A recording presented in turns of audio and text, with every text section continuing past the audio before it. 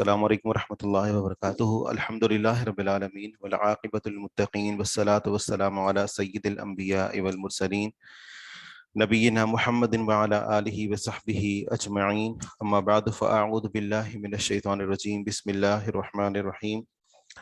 رب اشرح لی صدری ویسر لی امری واحلل عقدۃ من لسانی یفقہوا قولی۔ باب ہے الدعاء عند الاذان، حدیث کا نمبر ہے 679۔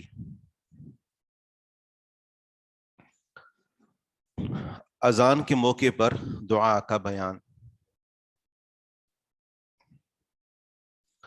اذان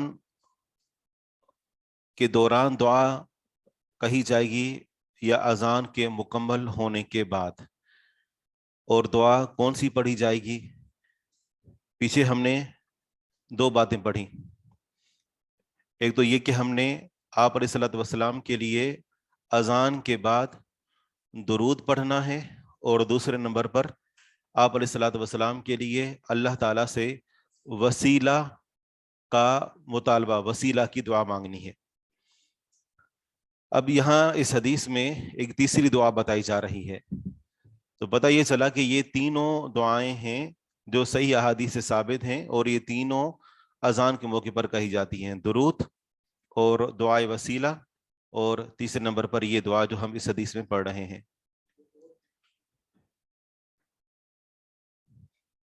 ایک اور کون سی ہے؟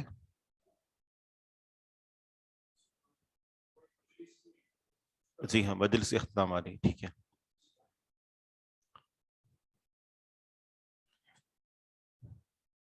عن سعد بن ابی وقاص رضی اللہ عنہ عن رسول اللہ صلی اللہ علیہ وسلم قال حین قال من قال حین یسمع المؤذن، رسول اللہ صلی اللہ علیہ وسلم نے فرمایا من قال حین یسمع المؤذن، جس شخص نے کہا حین اس وقت، یسمع المؤذن کہ جب وہ مؤذن کو سن رہا ہو، جس شخص نے کہا اس وقت جب وہ مؤذن کو سن رہا ہو، وَأَنَا أَشْهَدُ أَن لَا إِلَٰهَ إِلَّا اللَّهُ وَحْدَهُ لَا شَرِيكَ لَهُ وَأَنَّ مُحَمَّدًا عَبْدُهُ وَرَسُولُهُ رَضِيتُ بِاللَّهِ رَبًّا وَبِمُحَمَّدٍ رَسُولًا وَبِالْإِسْلَامِ دِينًا، جس اس نے یہ کہا اس وقت جب وہ مؤذن کو سن رہا ہو، غُفِرَ لَهُ ذَنبُهُ، تو اس کے لیے اس کے گناہوں کو معاف کر دیا جائے گا۔ اس دعا کا کیا ترجمہ ہے؟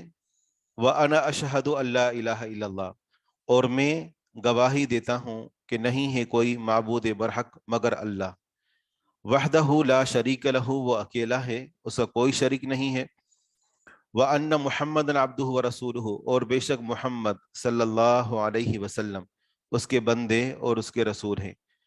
رضیت باللہ ربًا، میں راضی ہو گیا اللہ تعالیٰ پر رب ہونے کے اعتبار سے، وبمحمد الرسول، اور محمد صلی اللہ علیہ وسلم کے رسول ہونے پر میں راضی ہو گیا، وبالاسلام دینا، اور اسلام کے دین ہونے پر میں راضی ہو گیا۔ جس شخص نے یہ کلمات کہے اس وقت جب وہ مؤذن کو سن رہا ہو، تو غفر لہ ذنبہ، اس کے لیے اس کے گناہوں کو معاف کر دیا جائے گا۔ اب دعا جو شروع ہوتی ہے وہ وَأَنَا أَشْهَدُ أَنَّ مُحَمَّدًا، یہاں سے شروع ہوتی ہے، وَأَنَا سے، لیکن یہ کلمات کہنے کب ہیں؟ کیا یہ کلمات اس وقت کہنے ہیں کہ جب مؤذن یہ کہہ رہا ہو اشہد ان لا الہ الا اللہ، یا یہ کلمات اذان کے مکمل ہونے کے بعد کہے جائیں گے؟ جی ہاں، یہ کلمات اذان کے مکمل ہونے کے بعد کہے جائیں گے، اور اذان کا جو آخری جملہ ہوتا ہے اللہ اکبر لا الہ الا اللہ، مؤذن جب یہ کہتا ہے لا الہ الا اللہ، تو اس موقع پر یہ کلمات کہے جائیں گے، وَأَنَا أَشْهَدُ أَن لَا إِلَٰهَ إِلَّا اللَّهُ، مؤذن نے جب یہ اللہ تعالیٰ کے ایک ہونے کی گواہی دی، تو آپ اسی کی بات پر عطف ڈال رہے ہیں کہ جس طرح تم نے گواہی دی، میں بھی گواہی دے رہا ہوں کہ اللہ تعالیٰ کے علاوہ اور کوئی معبود برحق نہیں ہے۔ کیونکہ اگر اذان کے درمیان میں اشہد ان لا الہ الا اللہ جب مؤذن کہہ رہا ہو، اگر اس وقت یہ کلمات کہیں گے تو یہ کلمات کافی طویل ہیں، اور اس بنا پر اذان آگے چلی جائے گی اور اذان کے کافی سارے جملے ان کا جواب دینے سے ہم رہ جائیں گے، تو اس لیے یہ کلمات اذان کے مکمل ہونے کے بعد کہنے ہیں۔ جی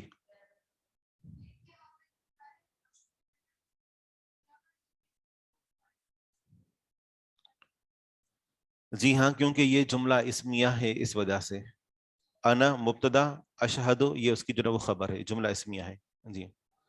اور عطف ڈال رہے ہیں، عطف ڈال رہے ہیں مؤذن کے جملے کے اوپر، تو واو کے ذریعے سے عطف ڈالا، اس میں سے کوئی فرق نہیں پڑتا، بس یہ ہے کہ جملہ اسمیہ سے آغاز کیا گیا ہے۔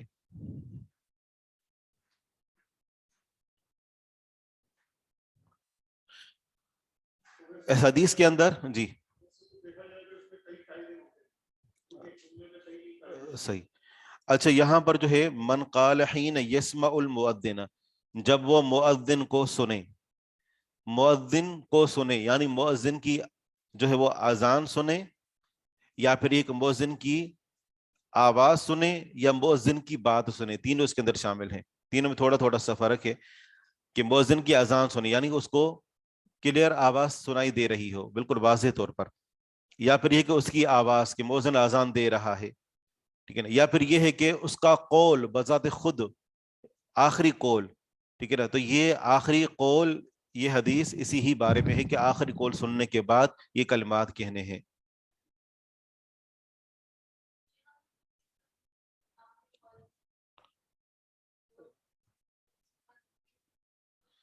جس شخص نے پوری اذان نہیں سنی، آخری قول سنا، یا پھر یہ ہے کہ وہ کسی وجہ سے مشغول رہا اور اذان کے آخر میں وہ دعا پڑھنا چاہے گا، تو دعا پڑھنے کا جو اجر ہے تو وہ تو اس کو مل جائے گا، باقی جو اذان کا جواب دینے کا اجر ہے وہ اس کو نہیں مل پائے گا، اور وہ ہم پیچھے پڑ چکے۔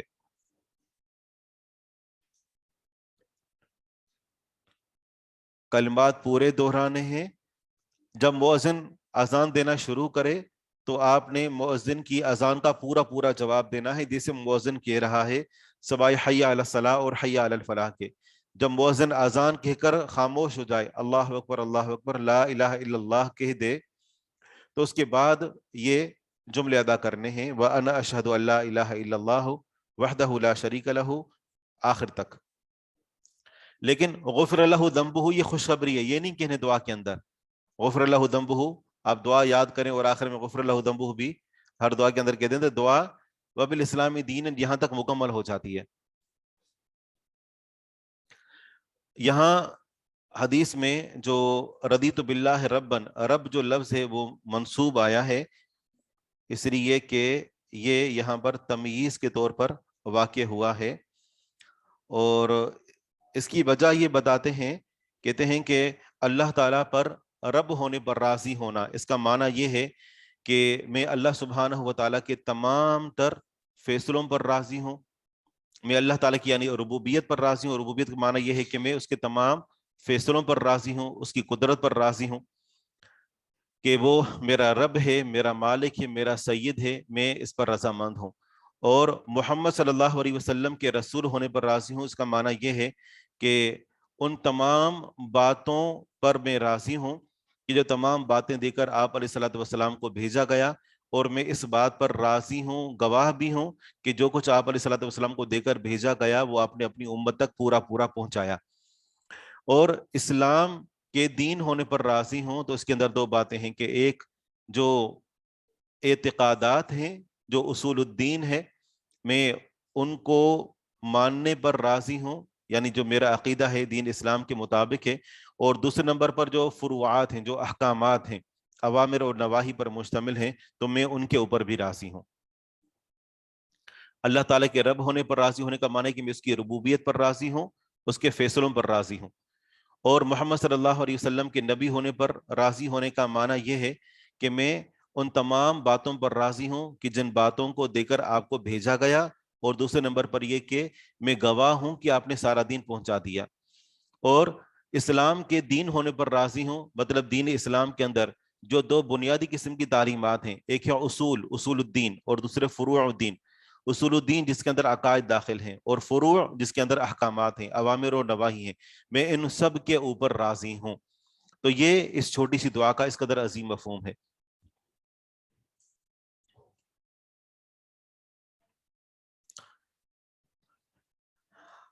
تو یہ دعا اذان کے کہنے کے بعد تو ہم سب سے پہلے کیا شاید درود پڑھیں گے یا وسیلے کی دعا کریں گے یا یہ پڑھیں گے؟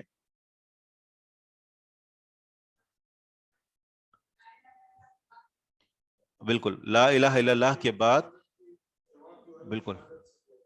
تو اسی طرح یعنی ہم جب مؤذن کی اذان کا پورا پورا جواب دے رہے ہوں تو اس صورت میں ہر ایک جملے کا جواب دیں گے، لیکن جب آخر جملہ آئے گا نا، جس طرح اللہ اکبر مؤذن نے کہا تو ہم بھی کہیں گے اللہ اکبر اللہ اکبر. جب مؤذن نے کہا کہ لا الہ الا اللہ تو اس وقت ہم یہی کہیں گے وَأَنَا أَشْهَدُ أَن لَا إِلَهَ إِلَّا اللَّهُ.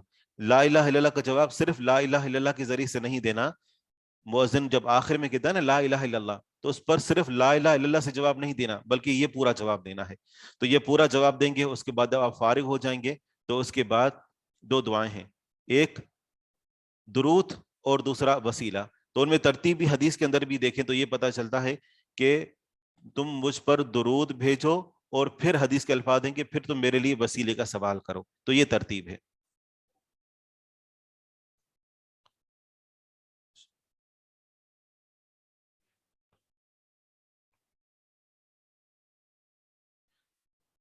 وانا اشہد ان محمدن عبدہ عبدہ ورسولہ وانا اشہد ان لا الہ الا اللہ وحدہ لا شریک لہ وان محمد. یہ پورا جو ہے جو ثواب جو ہے نا وہ ان الفاظ کے ذریعے سے ہے. ان پورے الفاظ کا جب آپ اہتمام کریں گے تبھی یہ آپ کو اجر ملے گا.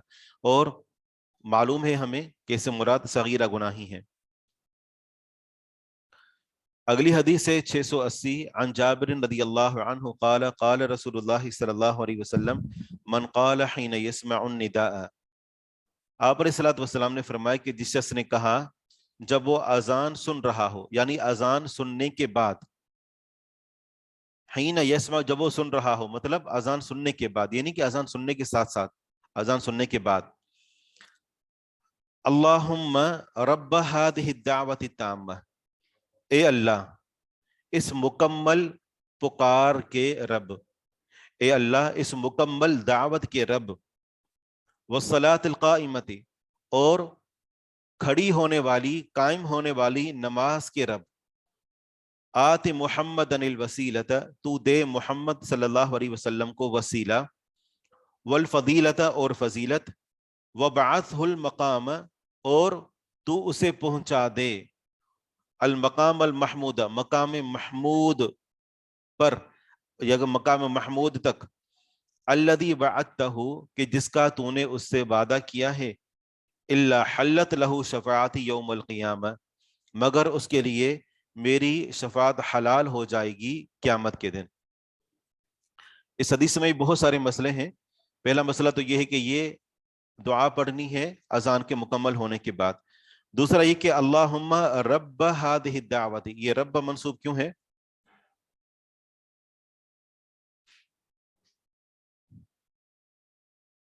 اس کی دو وجوہات ہیں منصوب ہونے کی، کوئی ایک بتا دیں.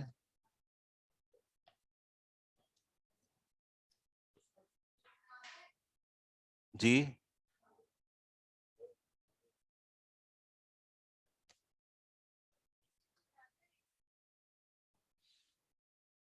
یہ بدل بھی ہو سکتا ہے اور منادا بھی ہو سکتا ہے. اللہم سے بدل بھی ہو سکتا ہے اور یہ منادا بھی ہو سکتا ہے، اللہم یا رب. جی ہاں،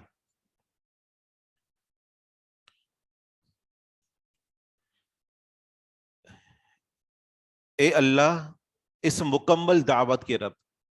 اذان کو مکمل دعوت کہا گیا ہے کیونکہ اس میں جو دعوت دی جا رہی ہے وہ دین اسلام کی جو بنیاد ہے اس بنیاد کی طرف دعوت دی جا رہی ہے اور وہ ہے کلمہ شہادت. تو اس وجہ سے اس اذان کو ایک مکمل دعوت کہا گیا ہے. اور والصلاۃ القائمۃ اور وہ نماز جو کہ کھڑی ہونے والی ہے یعنی اس اذان کے بعد، اس جو ہے پکار کے رب اور کھڑے ہونے والی نماز کے رب.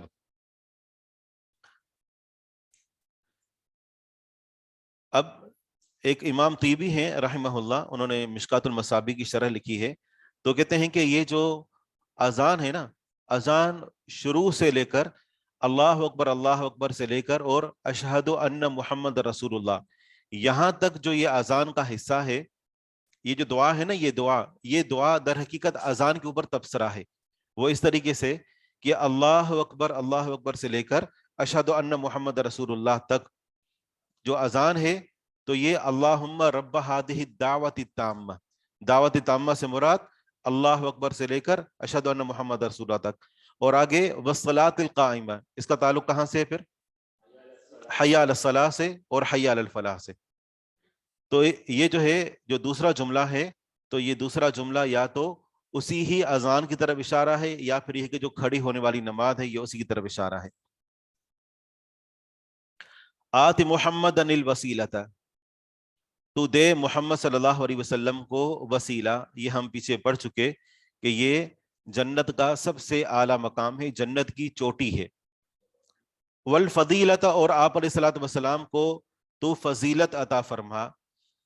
فضیلت سے مراد یا تو اضافی مرتبہ ہے، یعنی آپ علیہ الصلوۃ والسلام کو تمام مخلوق پر ایک اضافی مرتبہ عطا فرما، یا پھر یہ بھی ممکن ہے کہ یہ جنت میں وسیلے کے علاوہ بھی کوئی اضافی جگہ ہو۔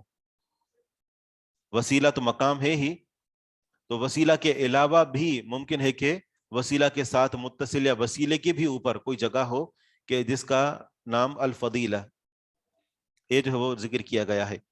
اور یہ بھی ممکن ہے کہ یہ وسیلہ کی تفسیر ہو، کہ وسیلہ جو کہ فضیلت والا ہے۔ تو ہمارے سامنے وسیلے کے لحاظ سے، فضیلہ کے لحاظ سے جو ہے وہ تین باتیں آ گئیں۔ ایک تو یہ کہ یہ ایک اضافی مرتبہ ہے، اضافی مرتبہ، اضافی منزلت، یا پھر یہ ہے کہ یہ وسیلہ کے اوپر کوئی اور مقام ہے، یا پھر ایک وسیلے کی وضاحت ہے۔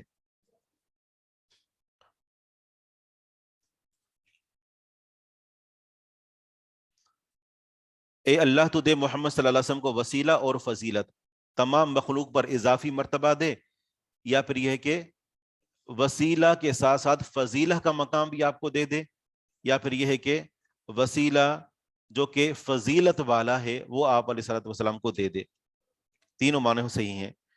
وَبَعَثْهُ الْمَقَامَ الْمَحْمُودَ، اور تو بھیج دے یعنی پہنچا دے، مطلب آپ علیہ الصلوۃ والسلام کو کھڑا کر دے مقام محمود پر۔ مقام محمود سے مراد شفاعت ہے، شفاعت کبریٰ۔ قیامت کے دن حساب کتاب شروع ہونے کے لیے آپ علیہ الصلوۃ والسلام شفاعت کریں گے، تو پھر پوری کائنات کا حساب کتاب شروع ہوگا، اس کو شفاعت عظمیٰ کہتے ہیں۔ آپ علیہ الصلوۃ والسلام کی جو شفاعت ہے، پوچھا گیا، ابو ہریرہ رضی اللہ عنہ نے پوچھا کہ اللہ کے رسول صلی اللہ علیہ وسلم آپ کن کے لیے شفاعت کریں گے؟ تو آپ علیہ الصلوۃ والسلام نے فرمایا کہ ابو ہریرہ مجھے معلوم تھا کہ یہ سوال تمہارے علاوہ کوئی اور نہیں کرے گا، اس کی وجہ یہ ہے کہ میں دیکھتا ہوں کہ تمہارا احادیث پر بہت زیادہ حرص ہے۔ پھر فرمایا کہ میری جو ہے وہ شفاعت میری امت میں سے ان کے لیے ہوگی کہ جنہوں نے کبیرہ گناہ کیے ہوں گے، ٹھیک ہے؟ تو جنہوں نے کبیرہ گناہ نہیں کیے تو ان کے لیے شفاعت نہیں ہوگی۔ تو آپ علیہ الصلوۃ والسلام کی جو شفاعت ہے، محدثین نے احادیث کے ذخیرے کو سامنے رکھتے ہوئے کئی ایک اس کی اقسام ذکر کی ہیں۔ ان میں سے سب سے پہلے نمبر پر شفاعت عظمیٰ، شفاعت کبریٰ، اور اسی طرح آپ علیہ الصلوۃ والسلام دوسرے نمبر پر شفاعت کریں گے ان لوگوں کے لیے کہ جو کبیرہ گناہوں کے مرتکب ہوں گے، کہ اللہ سبحانہ و تعالیٰ ان کو معاف کر دے۔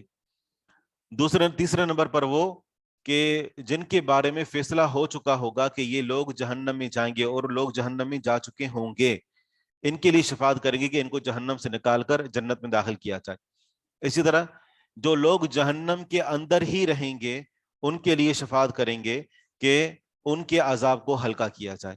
اس طرح جو لوگ جنت میں جائیں گے ان کے لیے شفاعت کریں گے کہ ان کے درجات کو جنت کے اندر مزید بلند کیا جائے۔ تو یہ آپ علیہ الصلوۃ والسلام کی شفاعت کئی ایک مراحل کے اندر ہوگی، اور یہ شفاعت اس شخص کو نصیب ہوگی کہ جس نے آپ علیہ الصلوۃ والسلام کے لیے یہ دعا کہی ہوگی۔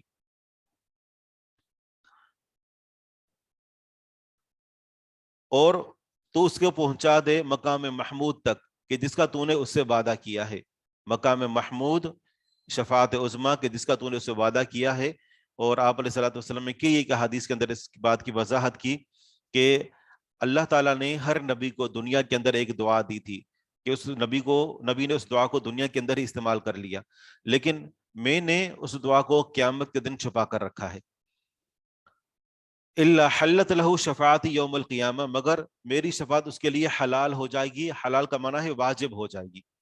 میں لازماً اس شخص کے لیے شفاعت کروں گا، اور قیامت کے دن آپ علیہ الصلوۃ والسلام اللہ کے حکم سے اس شخص کو پہچانیں گے کہ جس نے آپ علیہ الصلوۃ والسلام کے لیے اذان کے بعد یہ کلمات کہے ہوں گے. مختلف روایات میں کچھ اضافی الفاظ بھی وارد ہیں، لیکن یہ صحیح ترین الفاظ ہیں، صحیح بخاری کی روایت ہے، تو لہذا اضافی الفاظ کچھ ضعیف ہیں، کچھ مختلفی ہیں، تو لہذا انہی پر اکتفا کرنا چاہیے.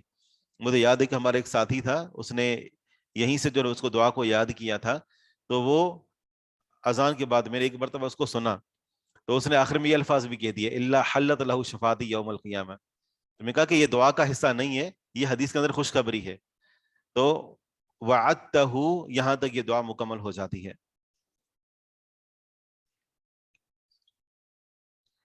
صغیرہ گناہ معاف ہوں گے، جی ہاں، پچھلی حدیث میں صغیرہ گناہوں کا ذکر ہے.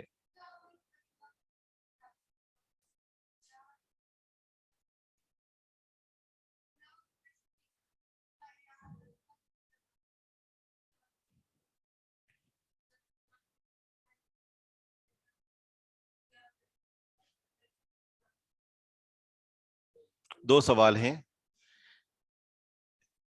ایک ہے اذان کا جواب اور دعاؤں کی ترتیب، اور وہ یہ ہے کہ جب مؤذن اذان دینا شروع کرے تو اذان کے اختتام تک وہی کلمات کہنے ہیں سوائے حی علی الصلاح اور حی علی الفلاح کے، کہ اس موقع پر لا حول ولا قوت الا باللہ کے نائب. اور جب مؤذن آخر میں کہ یہ کہے اللہ اکبر لا الہ الا اللہ، یہاں اذان مکمل کرے. تو جو پیچھے ہم نے حدیث پڑھی 679، پھر اس کے اندر جو دعا ہے وَأَنَا أَشْهَدُ اللہ الہ الا اللہ سے لے کر وَبِالْإِسْلَامِ دِينًا، یہاں تک اس کو پڑھنا ہے. اس کے بعد درود پڑھنا ہے، اور اس کے بعد پھر یہ جو ابھی ہم نے دعا پڑھی اللہم رب ہذہ الدعوۃ التامہ، یہ پڑھنی ہے. یہ ترتیب ہو گئی. باقی جو ہم نے ذکر کیا کہ اس دعا کے اندر دو جملے ذکر کیے گئے ہیں، اللہم رب ہذہ الدعوۃ التامہ والصلاۃ القائمہ، یہ تو دو جملے ہیں. ان دونوں جملوں کا تعلق اذان کے دو حصوں کے ساتھ ہے. اللہم رب ہذہ الدعوۃ التامہ کا تعلق اللہ اکبر سے لے کر اشہد ان محمد رسول اللہ تک ہے. والصلاۃ القائمہ کا تعلق حی علی الصلاح اور حی علی الفلاح سے ہے.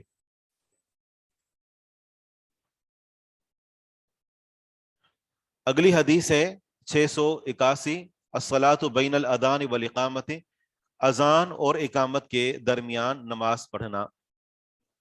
ہر اذان اور ہر اقامت کے درمیان نماز پڑھنا، اس میں یہ حدیث عام ہے، تو اس میں مغرب کی نماز بھی داخل ہے.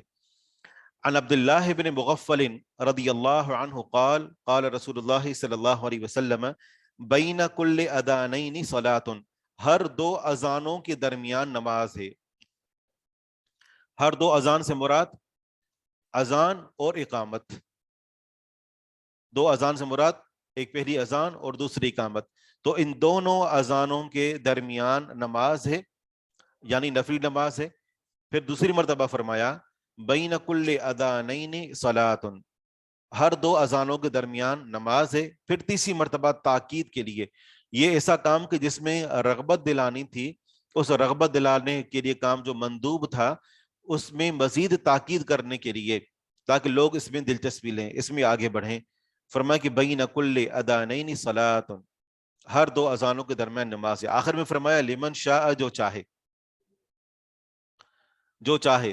یہ آخر میں اس لیے فرمایا کہیں لوگ اس کو واجب نہ سمجھ لیں، اگر یہ کلمات نہ کہتے تو لوگ اس کو واجب بنا لیتے. تو اس لیے آپ علیہ الصلوۃ والسلام نے آخر میں فرمایا کہ لمن شاء، جو چاہے، جو پڑھنا چاہے تو اس کو اجازت ہے کہ وہ ہر دو اذانوں یعنی اذان اور اقامت کے درمیان نفل نماز کا اہتمام کرے.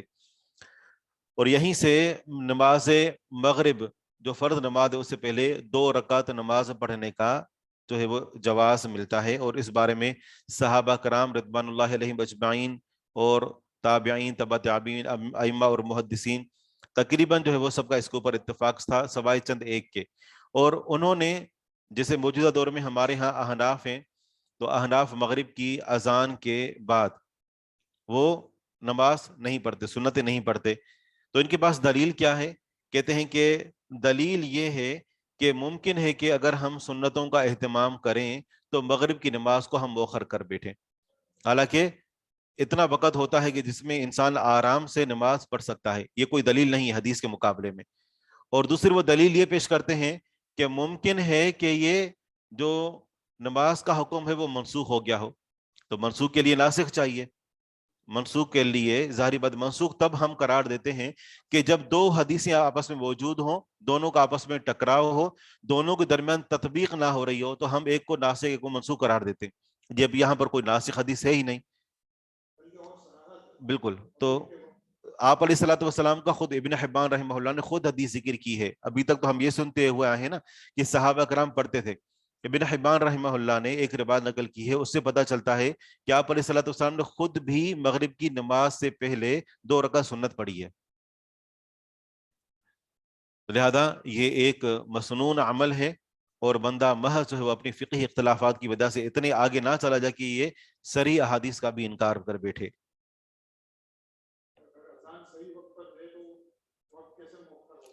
بالکل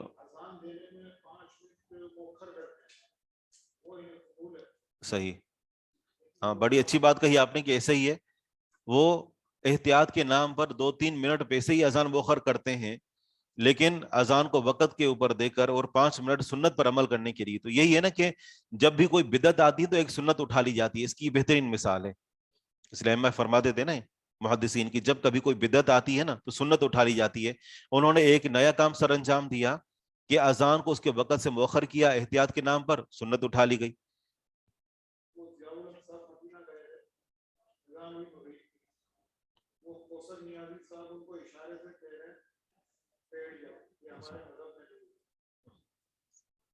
صحیح. حدیث کا نمبر ہے آگے 682. عن انس بن مالک رضی اللہ عنہ قال كان المؤذن اذا اذن قام ناس من اصحاب رسول اللہ صلی اللہ علیہ وسلم. انس بن مالک رضی اللہ عنہ فرماتے ہیں کہ مؤذن جب اذان دیا کرتا تھا تو رسول اللہ صلی اللہ علیہ وسلم کی صحابہ میں سے کچھ لوگ کھڑے ہو جاتے. فَيَبْتَدِرُونَ السَّوَارِيَ، بس وہ ستونوں کی طرف جلدی کرتے. ہر ایک کی کوشش یہ ہوتی کہ مجھے ستون مل جائے تاکہ ستون کے پیچھے کھڑے ہو کر میں نماز پڑھوں. فَيَبْتَدِرُونَ، بس جلدی کرتے، السَّوَارِيَ، ستونوں کی طرف. یصلون، نماز پڑھتے. حتیٰ یخرج النبی صلی اللہ علیہ وسلم، یہاں تک کہ نبی صلی اللہ علیہ وسلم نکلتے. وہم کذالک، اور وہ اسی طرح ہوتے، یعنی نماز پڑھ رہے ہوتے.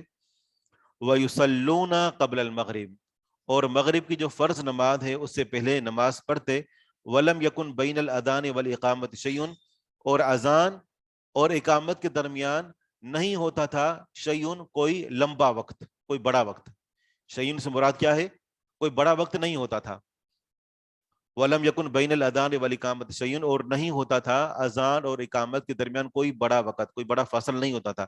یعنی مغرب کی اذان ہو جاتی تھی، اس کے بعد صحابہ کرام جلدی کرتے ستونوں کی طرف تاکہ نماز پڑھیں، کیونکہ اذان اور اقامت کے درمیان کوئی زیادہ فاصلہ نہیں ہوتا تھا.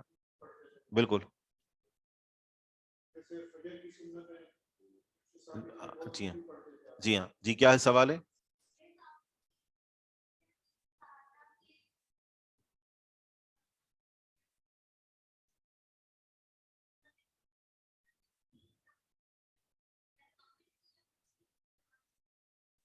نہیں، پچھلی کسی نماز کی نہیں. پچھلی نماز کے بارے میں صرف ایک روایت موجود ہے، یعنی ایک طرح کی روایات آتی ہیں، اور وہ ظہر کی جو سنتیں رہ گئی تھی وہ عصر کے بعد پڑی تھی.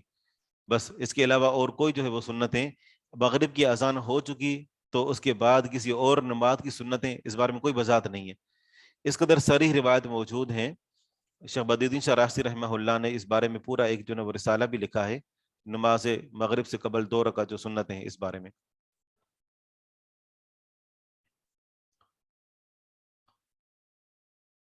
اگلی حدیث ہے،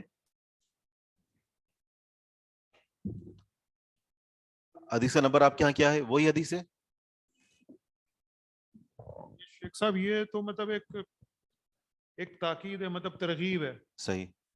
وجوب پر تو نہیں ہے، لیکن جو خاص موقدہ سنتیں ہیں اذان کے بعد 4 رکعت یا وقت ہو جائے ظہر کا یا عصر کا، موقع تو ظہر کی ہے، تو اس میں پھر 4 رکعت پڑھنے کا آپ نے ترغیب دلائی ہے۔ صحیح۔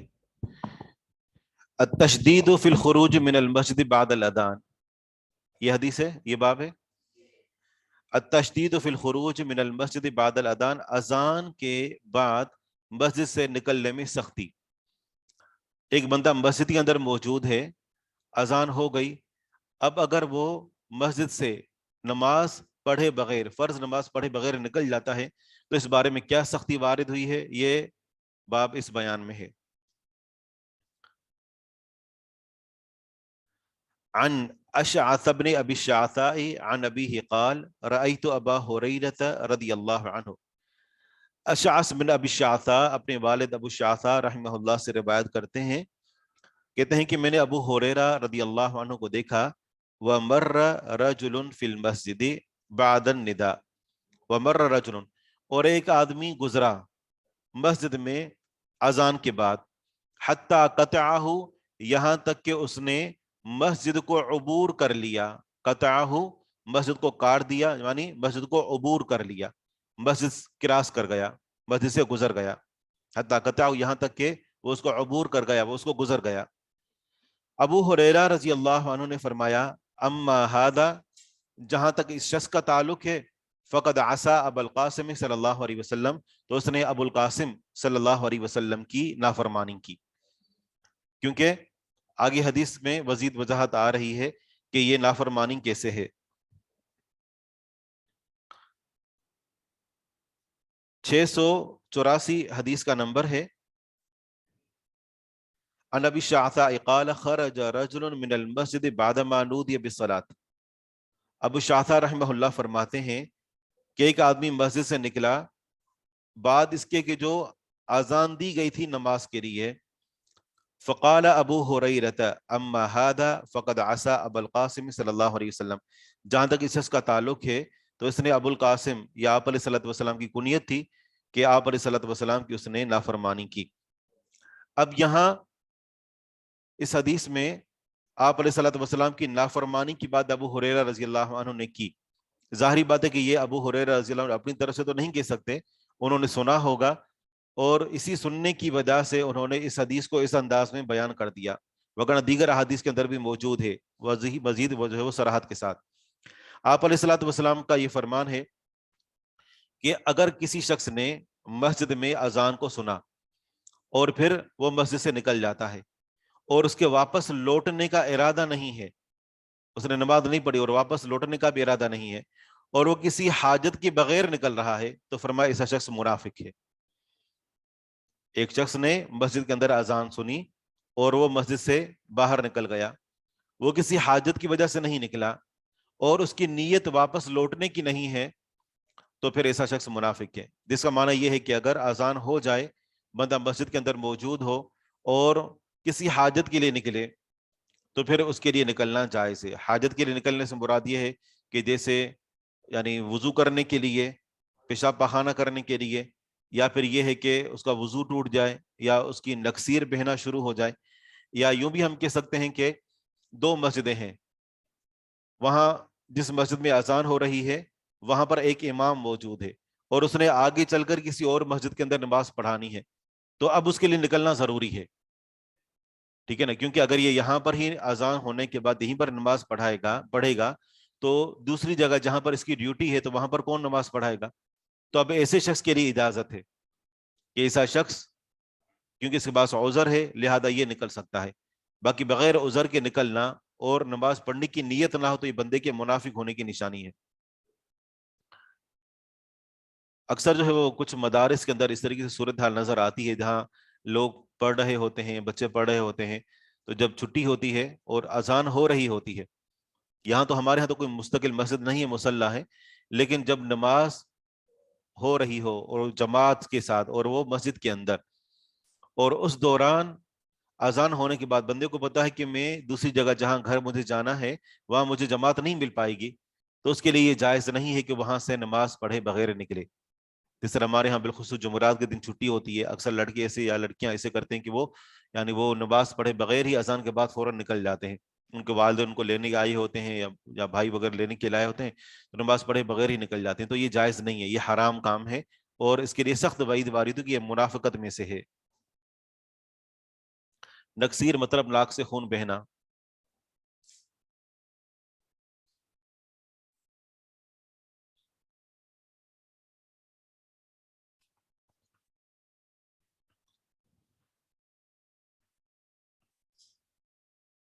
اب مثال کے طور پر آپ نے اوبر یا کریم منگوائی اور وہ دیر سے پہنچی، ٹھیک ہے نا، آپ نے گاڑی منگوائی، آپ نے کہیں سفر کرنے کے لیے جانا ہے، اذان ہو چکی تھی اور اس کے بعد بندہ آ کر پہنچا ہے، تو اس صورت میں کیا کریں کہ نماز پڑھ کر نکلیں گے؟ ابھی بھی نماز 15 منٹ باقی ہیں۔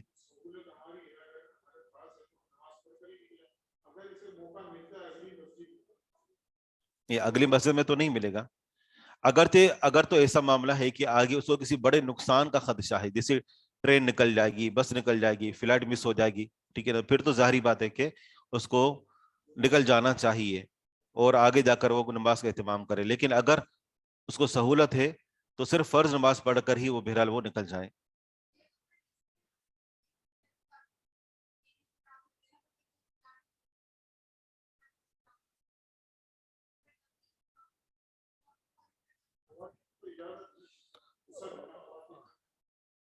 نہیں، یہاں پر جو ہے، یہاں پر معاملہ ہے کہ مسجد کے اندر موجود ہیں، مسجد کے اندر موجود ہونا اس میں خواتین مرد دونوں برابر ہیں، ٹھیک ہے نا، مسجد کے اندر موجود ہے نا، یہ تو ٹھیک ہے کہ عورت اگر گھر کے اندر ہے تو صحیح ہے، لیکن اگر مسجد کے اندر موجود ہے، اذان ہو گئی اس کے بعد تو ظاہری بات ہے کہ وہ اگرچہ ٹھیک ہے اس نے بعد میں جا کر پڑھنا ہے، جماعت نماز کے اوپر فرض نہیں ہے، لیکن یہاں پر تاکیدی حکم علیحدہ سے موجود ہے۔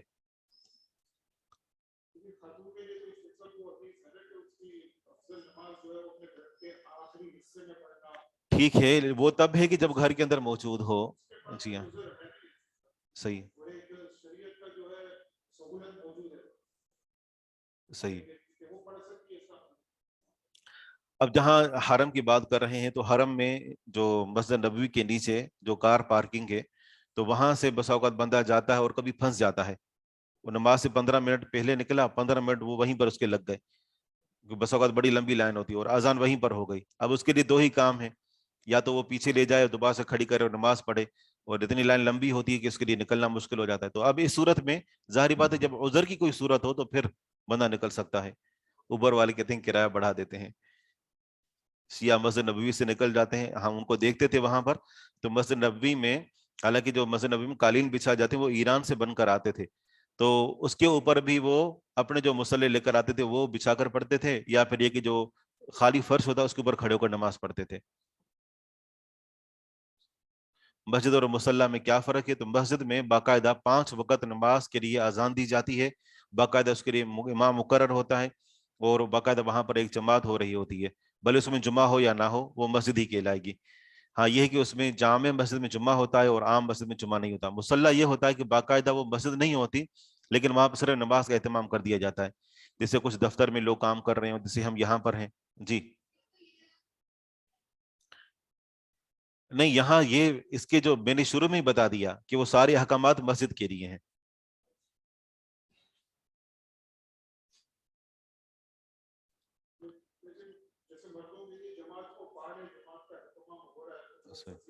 صحیح، لیکن جو پڑھنے کے لیے جو لینے کے لیے آیا ہے اس کے لیے کیا حکم ہے؟ اس نے بھی تو ظاہری بات ہے نماز پڑھنی ہے نا، اگر وہ مسجد میں بچوں کو لینے کے لیے آیا ہے اور شامل ہو، اس کو بھی تو ہونا چاہیے نا، چلے اس کے ساتھ اگر خواتین جانی ہیں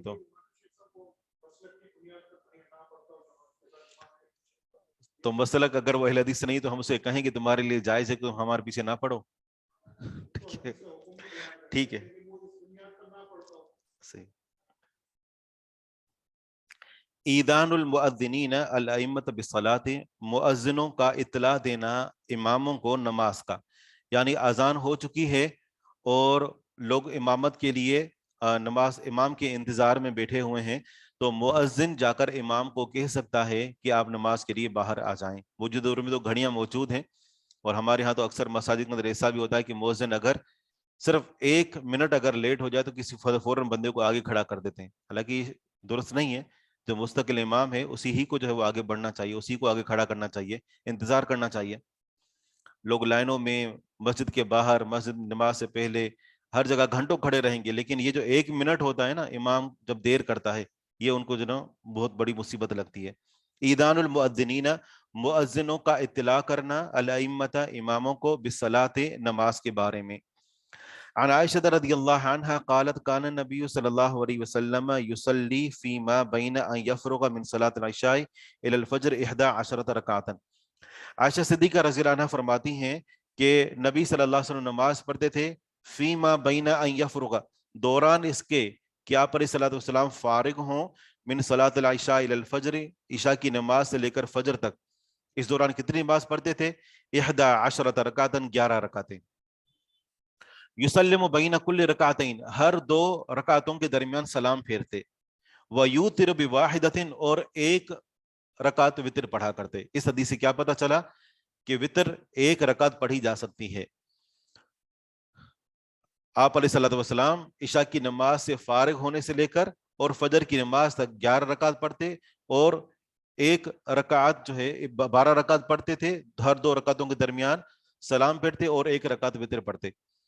وَيَسْجُدُ سَجْدَةً قَدْرَ مَا يَقْرَأُ أَحَدُكُمْ 50 آیَةً، اور آپ علیہ الصلوۃ والسلام سجدہ کرتے تھے، اتنا سجدہ کہ تم میں سے کوئی 50 آیتیں پڑھ لے، اس قدر طویل سجدہ ہوتا تھا۔ ثم يرفع رأسه، پھر آپ علیہ الصلوۃ والسلام اپنا سر اٹھاتے۔ فإذا سكت المؤذن من صلاة الفجر وتبين له الفجر، جب مؤذن خاموش ہو جاتا فجر کی نماز سے، یعنی فجر کی اذان سے، فجر کی نماز کے لیے اذان دینے سے مؤذن خاموش ہو جاتا، اذان کہہ چکا ہوتا۔ وتبین لہ الفجر، اور آپ کے لیے فجر واضح ہو جاتی، یعنی فجر طلوع ہو چکی ہوتی۔ رکعتین خفیفتین، آپ علیہ الصلوۃ والسلام نماز پڑھتے 2 ہلکی رکعتیں، ثم اضطجع، پھر لیٹ جاتے، علی شقہ الایمن، اپنے دائیں پہلو پر، حتی یأتیہ المؤذن، یہاں تک کہ مؤذن آپ کے پاس آتا، بالاقامت، اقامت کی اطلاع دینے کے لیے، فیخرج معہ، بس آپ علیہ الصلوۃ والسلام اس کے ساتھ نکل جاتے۔ آگے امام نسائی رحمہ اللہ فرماتے ہیں وبعضهم یزید علی بعض فی الحدیث، بعض راویوں پر اس حدیث کو روایت کرنے میں الفاظ میں اضافہ ذکر کیا، ویزید وبعضهم، اور بعض راویوں نے یزید اضافہ کر رہے ہیں، اضافہ کرتے ہیں، علی بعض راویوں پر، فی الحدیث، حدیث میں، یعنی بعض راویوں نے الفاظ کم بیان کیے ہیں اور بعض نے الفاظ زیادہ بیان کیے ہیں۔ تو اس حدیث میں بھی بہت سارے مسئلے ہیں۔ ایک مسئلہ تو یہ ہے کہ آپ علیہ الصلوۃ والسلام عشاء کی نماز سے لے کر فجر کی نماز تک اس دوران 12 رکعتیں پڑھتے، ہر 2 رکعتوں کے درمیان سلام پھیرتے اور آخر میں 1 رکعت وتر پڑھتے، اور آپ علیہ الصلوۃ والسلام اتنا لمبا سجدہ کرتے کہ اس دوران 50 آیتیں پڑھی جا سکتی تھیں۔ پھر جب مؤذن اذان دیتا، اذان کی کر خاموش ہو جاتا، تو آپ علیہ الصلوۃ والسلام 2 رکعت فجر کی سنتیں پڑھتے اور اس کے بعد دائیں پہلو پر لیٹ جاتے۔ دائیں پہلو پر لیٹنے کی وجہ یہ تھی کہ جب انسان دائیں پہلو پر لیٹتا ہے تو اس کا جو دل ہوتا ہے جو بائیں طرف ہے تو وہ ہوا کے اندر معلق ہوتا ہے، اور اس بنا پر جو انسان یعنی جو نیند کرتا ہے یا اگر جو آرام سکون کر رہا ہوتا ہے تو وہ بوجھل نہیں ہوتا، اس وجہ سے آپ علیہ الصلوۃ والسلام دائیں پہلو پر لیٹ جاتے۔ تو یہ نماز، فرض نماز سے پہلے فجر کی 2 سنتوں کے بعد یہ جو لیٹنے کا معاملہ ہے، حدیث کی کیفیت آپ دیکھیں۔ سب سے پہلے کہ تہجد کا اہتمام کیا کرتے تھے اور تھکاوٹ کی وجہ سے آپ علیہ الصلوۃ والسلام لیٹ جاتے۔ دوسرا ہے کہ یہ لیٹنا کہاں ہوتا تھا؟ گھر کے اندر۔ تو اس سے معلوم ہوا کہ اگر کوئی لیٹنا چاہتا ہے تو وہ گھر کے اندر لیٹے۔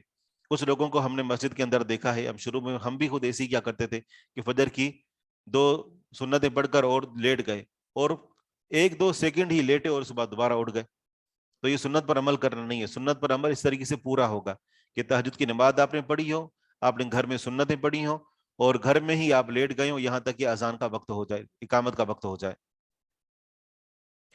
جب آپ علیہ الصلوۃ والسلام لیٹے ہوئے ہوتے، آگے حدیث کے اندر آ رہا ہے کہ آپ علیہ الصلوۃ والسلام بسا اوقات خراٹے لے رہے ہوتے، آوازیں آ رہی ہوتی، لیکن آپ علیہ الصلوۃ والسلام کا دل جاگتا تھا، ظاہری بات ہے آپ کو پتا ہوتا تھا کہ میرا وضو ٹوٹا ہے کہ نہیں ٹوٹا۔ تو یہ نیند بسا اوقات اتنی زیادہ گہری نہیں ہوتی تھی کہ جس میں وضو کے ٹوٹنے کا خدشہ موجود ہو۔ پھر بلال رضی اللہ عنہ آتے اور آپ کو آ کر اطلاع کرتے کہ نماز کا وقت ہو چکا ہے، تو آپ علیہ الصلوۃ والسلام نکلتے۔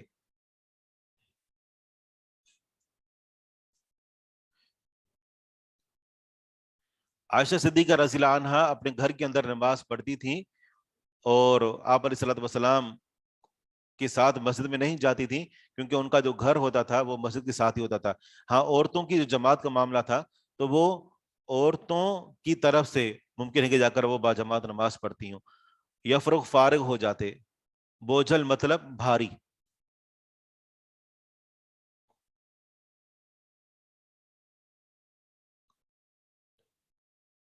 اچھا، اگلی حدیث ہے تہجد کی رکعت 8 ہیں، اور آپ علیہ الصلوۃ والسلام جو مزید پڑھا کرتے تھے تو وہ وطر کی نماز ہوتی تھی، اور وطر کبھی 3 پڑھتے اور کبھی 5 پڑھتے، تو ان کو جو وطر پڑھتے تھے وہ 2 رکعت کر کے پڑھا کرتے اور آخر میں 1 رکعت پڑھتے۔ اصل تہجد کی نماز 8 رکعتیں ہیں۔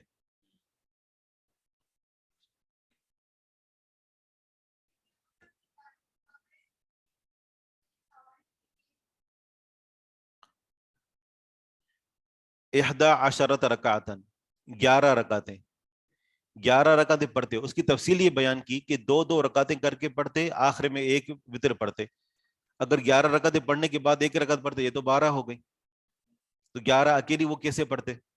طریقہ کار یہی کہ 2 کر کے پڑھتے، ان میں سے 8 تہجد کی ہو جاتی اور اس کے بعد جو باقی 4 ہوتی تو وہ وطر کی ہوتی، اور آخری رکعت مزید وطر پڑھتے۔ جی ہاں، 3 اگر 3 ہوتا، جی ہاں 3 ہو جاتی ہیں تو 3 وطر بن جائیں گی، اس طریقے سے 11 بن جائیں گی۔ اور اگر 5 7 9 یہاں تک جو نا وطر زیادہ سے زیادہ وارد ہوا ہے۔ ادھر کینیڈا میں مسلسل ہے، جبکہ اس میں امام اینڈ مؤذن سب ہیں، 5 ٹائم اذان ہوتی ہے، نماز بھی، کیا یہ مصلی پھر بھی مسجد کے زمرے میں نہیں آئے گا؟ اگر 5 وقت وہاں اذان ہوتی ہے اور 5 وقت نماز ہوتی ہے، اس کو جو ہے معاشرے نے مسجد ہی کے جو ہے وہ زمرے میں لیا ہوا ہے، مسجد ہی کے حکم میں اس کو احکامات دیے ہوئے ہیں، تو وہ مسجد ہی کہلائے گی۔ مسجد کے لیے باقاعدہ کوئی علیحدہ سے کسی بلڈنگ کا ہونا ضروری نہیں ہے۔ اگر ہم اس کمرے کو مستقل بنا لیں، یہاں پر 5 وقت نماز ہو رہی ہو، لوگ باہر سے بھی نماز پڑھنے کے لیے آ رہے ہوں، 5 وقت اذان ہوتی ہو، تو پھر یہ بھی مسجد بن جائے گا۔ ہم اس باب کو مکمل کر لیتے۔ اگلی حدیث ہے 686۔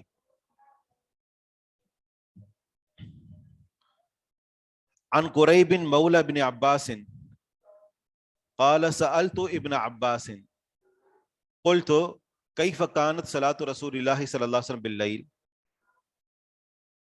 قریب ابن عباس رضی اللہ عنہ کے مولا، آزاد کردہ غلام، کہتے ہیں کہ میں نے ابن عباس رضی اللہ عنہ سے سوال کیا، میں نے کہا رسول اللہ صلی اللہ علیہ وسلم کی رات کو نماز کیسے ہوتی تھی؟ فوصف انه صلى 11 رکعتا بالوتر، یہ صدیق کے اندر وضاحت آ گئی۔ انہوں نے بیان کیا کہ بے شک آپ علیہ الصلوۃ والسلام 11 رکعتیں پڑھا کرتے تھے وطر کے ساتھ۔ ثم نام حتی استثقل، پھر آپ علیہ الصلوۃ والسلام سو جاتے یہاں تک کہ بوجھل ہو جاتے، بھاری ہو جاتے، مطلب گہرائی میں چلے جاتے۔ فرأیتہ ینفخ، بس میں نے آپ کو دیکھا کہ آپ علیہ الصلوۃ والسلام خراٹے لے رہے تھے۔ ینفخ کا معنی ہوتا ہے پھونکنا، نیند میں پھونکنا کیا ہوتا ہے؟ خراٹے لینا۔ وَأَتَاهُ بِلَالٌ، آپ علیہ الصلوۃ والسلام کے پاس بلال رضی اللہ عنہ آئے۔ فقال الصلاۃ یا رسول اللہ، کہا اللہ کے رسول صلی اللہ علیہ وسلم نماز۔ فقام فصلی رکعتین، بس آپ علیہ الصلوۃ والسلام کھڑے ہوئے، 2 رکعتیں نماز پڑھی، وصلی بالناس، پھر لوگوں کو نماز پڑھائی، ولم یتودع، اور وضو نہیں کیا۔ یہاں سنتوں کا بعد میں ذکر ہے، یعنی تہجد کی نماز پڑھ کر لیٹ گئے تھے، بلال رضی اللہ عنہ نے آ کر جگایا تو آپ علیہ وسلم کھڑے ہو کر پہلے فجر کی 2 سنتیں پڑھی، اور پھر آ کر لوگوں کو فجر کی جو فرض نماز ہے 2 رکعتیں وہ پڑھائی، اور آپ علیہ السلام نے وضو نہیں کیا، کیونکہ آپ علیہ الصلوۃ والسلام کو معلوم تھا کہ آپ کا وضو نہیں ٹوٹا۔ اقامت المؤذن عند خروج الامام، مؤذن کا اقامت کہنا، مؤذن کا اقامت کہنا امام کے نکلنے کے وقت۔ بلال رضی اللہ عنہ रसूलुल्लाह सल्लल्लाहु अलैहि वसल्लम के हुजरे और आपके दरवाजा, जो दरवाजा मस्जिद नबवी में खुलता था, उस पर नजर टिकाए हुए होते थे। जैसे ही वो देखते कि आप अलैहिस्सलातु वस्सलाम आ चुके हैं तो वो खड़े हो जाते और इकामत कहते। जब आप अलैहिस्सलातु वस्सलाम मुसल्ले के ऊपर आकर खड़े हो जाते तो सहाबा करम सफ़ें दुरुस्त कर चुके होते थे और आप अलैहिस्सलातु वस्सलाम नमाज का आगाज कर देते। इससे यह भी पता चलता है कि हमारे यहाँ जो लोग मसाजिद के अंदर दाखिल होते हैं, अभी इमाम आया हुआ नहीं होता या आया होता लेकिन पीछे खड़ा होता है, टाइम का इंतजार कर रहा होता है, तो होता यह है कि लोग पहले से सफ़ों में बैठे हुए खड़े हो जाते हैं।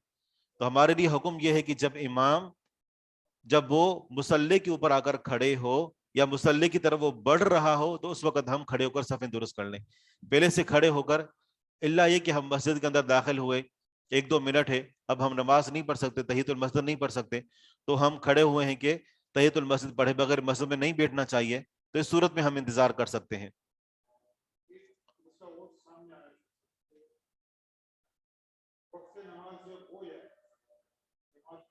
सही।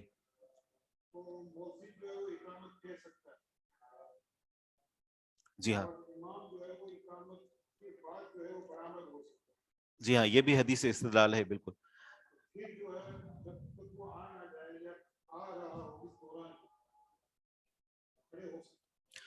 उमूमन मामूल ये होता था कि जब आप अलैहि वसल्लम घर से निकलते तो फिर सहाबा कराम खड़े हो जाते थे, क्योंकि हदीस में यही हुक्म है। अन अबी क़तादत अन अब्दुल्लाह बिन अबी क़तादत अन अबी है, अबू क़तादा रज़ी अल्लाह अन्हु से रिवायत है, फरमाते हैं कि रसूलुल्लाह सल्लल्लाहु अलैहि वसल्लम ने फरमाया, इदा उक़ीमतिस सलातु, जब नमाज खड़ी की जाए या नमाज के लिए इकामत कही जाए, फला तक़ूमू हत्ता तरौनी खरजतु, बस तुम ना खड़े हुआ करो यहाँ तक कि तुम मुझे देख लो कि मैं निकल चुका हूँ। तो यहाँ इस हदीस से पता चला कि इमाम के निकलने से पहले भी इकामत कही जा सकती है ताकि लोग खड़े होकर सफ़ें दुरुस्त कर लें।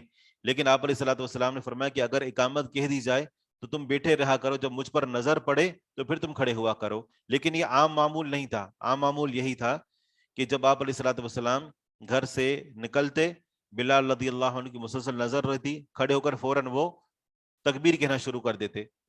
सहाबा किराम इस दौरान सफ़ी बना लेते और आप अलैहिस्सलातु वस्सलाम आगे आकर जो मुसल्ले पर खड़े हुआ करते थे।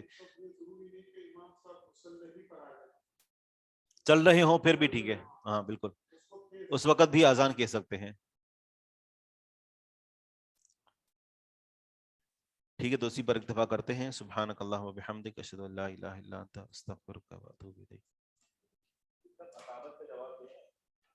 इकामत का जवाब उसी तरह देते हैं जिससे इकामत होती है, कद वही।